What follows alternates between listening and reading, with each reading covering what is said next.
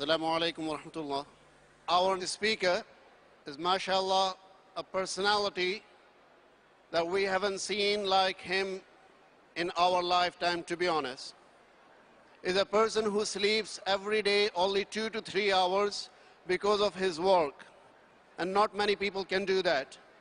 Mashallah, he is down-to-earth person. He has photographic memory that he would look at an article and will memorize it straight away within few minutes. He has biggest library in the world. Can you guess who he is? Sorry, can you guess again? Dr. Zakir Naik, Dr. Zakir Abdul Kareem Naik.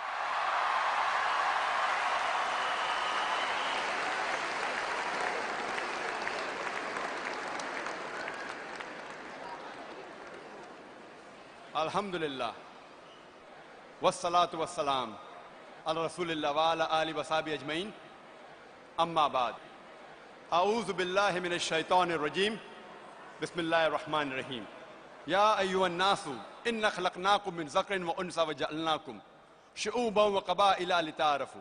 Inna akramakum indallahi atqakum. Inna Allaha alimun khabir. Rabbi shrah li sadri wa yassir li amri wa halul 'uqdatam min lisani yafqahu qawli. My respected elders and my dear brothers and sisters, I welcome all of you with the Islamic greetings. Assalamu alaikum wa rahmatullahi wa barakatuhu. May peace, mercy and blessings of Allah subhanahu wa ta'ala, Almighty God, be on all of you. It's a pleasure and honor for me to give a speech, the concluding speech of this conference, Global Peace and Unity. The topic of my talk is Islam, the only solution for global peace and unity. There are various different types of unity. Unity based on blood relationships.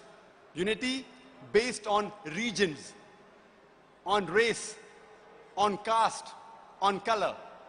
But all these unities, they are limited. They are not global. Islam does not agree that the humankind has been divided into different castes and different levels. I start my talk by quoting a verse from the glorious Qur'an, from Surah Hujurat, chapter number 49, verse number 13, where Allah says in the Quran, Ya ayyuhan nasu inna khalaqnakum min zakrin wa unsa wa ja'alnakum shu'uban wa qaba'ila lita'arafu inna akramakum indallahi atqakum inna Allaha alimun khabir. Which means, O humankind, we have created you from a single pair of male and female and have divided you into nations and tribes so that you shall recognize each other, not that you shall despise each other. And the most honored in the sight of Allah subhanahu wa ta'ala is the person who has taqwa. The criteria for judgment in the sight of Allah subhanahu wa ta'ala, it is not color, it's not caste, it's not wealth, it's not sex, but it is taqwa, it is God consciousness, it is piety, it is righteousness. Allah says in the Quran in Surah Rum, chapter number 30, verse number 22, amongst his signs, he has created the heavens and the earth and has created the variations in your languages and color so that it will be a sign for those who know. Allah has created humankind in different colors and has created different languages so that you may recognize each other. Allah says in Surah Isra, chapter number 17, verse number 70, وَلَقَدْ كَرَّمْنَا بَنِي آدَمَ. Allah has honored all the humankind, irrespective whichever part of the world you come from, whichever community you come from. Allah subhanahu wa ta'ala has honored all the children of Adam, the whole of humankind. Allah says in Surah Fatir, chapter number 35, verse number 24, وَإِم مِّنْ أُمَّةٍ إِلَّا خَلَا فِيهَا النَّذِيرُ. There is not a nation or a tribe to whom we have not sent a warner. Allah says in Surah Ra'd, chapter number 13, verse number 7, وَلِكُلِّ قَوْمٍ هَادٍ. And to every nation, we have sent a guide. Almighty God has sent messengers to every nation, to every ummah. And our beloved Prophet Muhammad sallallahu alaihi wasallam said, It's mentioned in the Sahih Hadith of Ahmad ibn Hanbal, volume number 5. Our beloved Prophet said, there were 124,000 messengers sent on the face of the earth. But all the messengers that came before the last and final messenger, Prophet Muhammad, peace be upon him, they were only sent for their people, for their ummah. But since Prophet Muhammad, peace be upon him, was the last and final messenger, he was not sent only for the Muslims or for the Arabs. Allah says in the Qur'an, in Surah Anbiya, chapter number 21, verse number 107, وَمَا أَرْسَلْنَاكَ إِلَّا رَحْمَةً لِلْعَالَمِينَ. We have sent thee not but as a mercy to all the worlds, as a mercy to all the creatures, as a mercy to the whole of humanity. Allah says in Surah Sabah, chapter number 34, verse number 28, وَمَا أَرْسَلْنَاكَ إِلَّا كَافَّةً لِلنَّاسِ بَشِيرًا وَنَذِيرًا. We have not sent thee but as a universal messenger, giving glad tidings and warning them against sin. But most of the humankind yet do not know. So Prophet Muhammad, peace be upon him, was not sent only for the Muslims or for the Arabs, he was sent for the whole of humankind. Allah says in Surah Ra'd, chapter number 13, verse number 38, لِكُلِّ أَجْلٍ كِتَابٍ. In every age have we sent a revelation. By name, only 4 are mentioned in the Quran. But in every age, Almighty God has sent a revelation. But all the revelation that came before the last and final revelation, the Quran, they were only sent for their people. And the complete message was supposed to be followed till a particular time period. But because the Quran is the last and final revelation, Allah says in Surah Ibrahim, chapter number 14, verse number 1, Alif Lam Ra. This is a book revealed to thee, Prophet Muhammad, peace be upon him, so that thou may leadest the humankind from darkness to light. Because Quran was the last and final message from Almighty God, it was not sent only for the Muslims or for the Arabs, it was sent for the whole of humankind. And this message is repeated in Surah Ibrahim, chapter number 14, verse number 52, in Surah Baqarah, chapter number 2, verse number 185, as well as Surah Az-Zumar, chapter 39, verse number 41, that the Quran has been revealed for the whole of humankind. If there is something like the Old Testament and the New Testament, this glorious Quran is the last testament for humankind.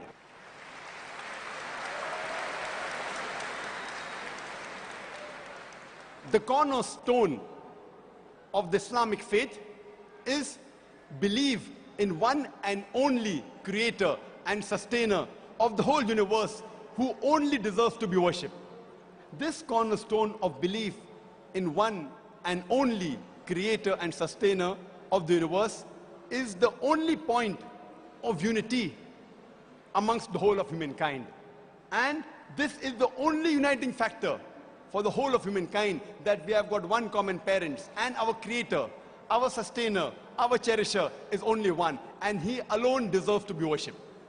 And if you read the scriptures of the major world religions, they too emphasize on monotheism, on belief in one God.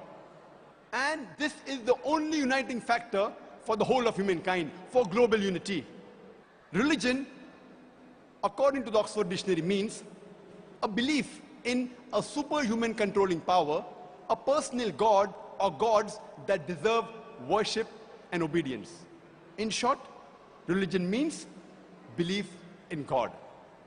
Allah says in the Quran, in Surah Al-Imran, chapter number 3, verse number 64, Kul ya ahlal kitab, say, O people of the book, Ta'alaw ila kalmatin sawa'im bainana bainakum. Come to common terms as between us and you. Which is the first term? Allah na'budu illallah. That we worship none but one Almighty God. Wala nushrika bihi shay'an. That we associate no partners with Him. Wala yattakhiza ba'duna ba'dan arbaban min dunillah. That we erect not among ourselves lords and patrons other than Allah. Fa in tawallaw. If then they turn back, faqulu shadu. Say, ye bear witness, bi anna muslimun, that we are Muslims, bowing our will to Allah subhanahu wa ta'ala. The strategy shown by Allah subhanahu wa ta'ala in the Quran is, Ta'alaw ila kalmatin sawa'im bainana bainakum. Come to common terms as between us and you. Which is the first term? Allah na'budu illallah. That we worship none but one and only Almighty God. To understand the concept of God in religion, we should not observe what the followers of that religion do. To understand the concept of God in a religion, we have to try and understand what the scriptures have to speak about Almighty God. And if we analyze the scriptures of the major world religions, they emphasize on oneness of God, on unity of God, on Tawheed.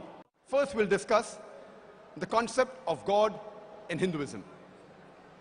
If you ask a common Hindu that how many gods does he believe in, some may say 3, some will say 1,000, some will say 33 crores, 330 million. But if you ask a learned Hindu who's well versed with the scriptures, he will tell you that the Hindus should believe and worship only one God.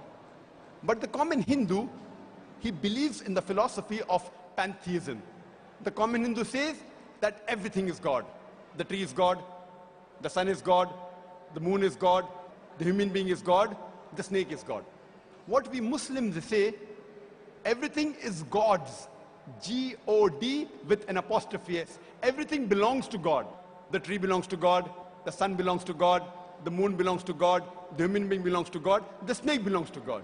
So the major difference between the Hindu and the Muslim is, the common Hindu says everything is God, we Muslims say everything is God's, G-O-D with an apostrophe S. If we can solve this difference of apostrophe S, the Hindus and the Muslims will be united.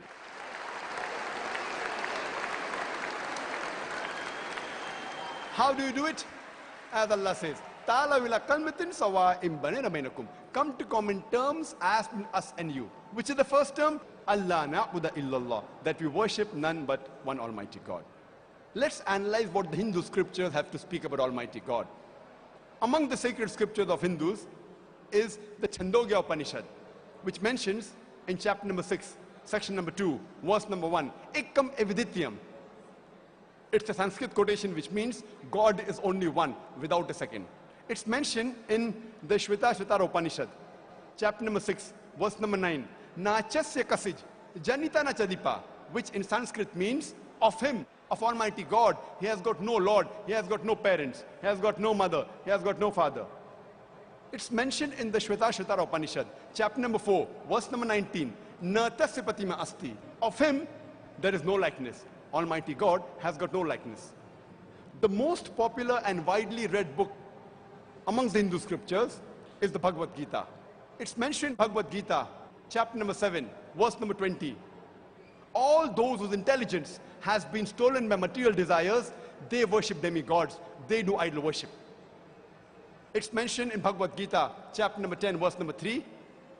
They know me as the unborn, the one who's not begotten, the supreme Lord of all the worlds. Amongst the Hindu scriptures, the most sacred are the Vedas.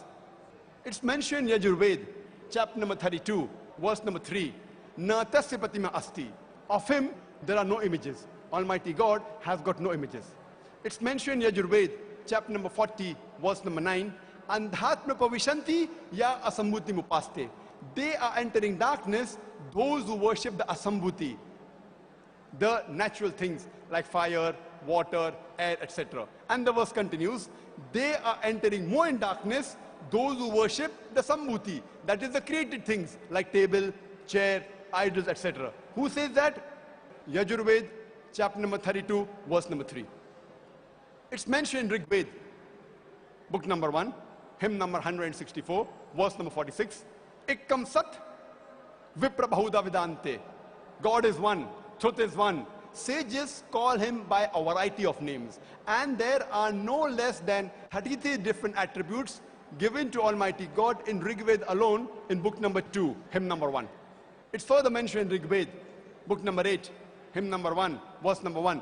Ma chidanyadi sansad. All praise is due to him alone. Worship him alone.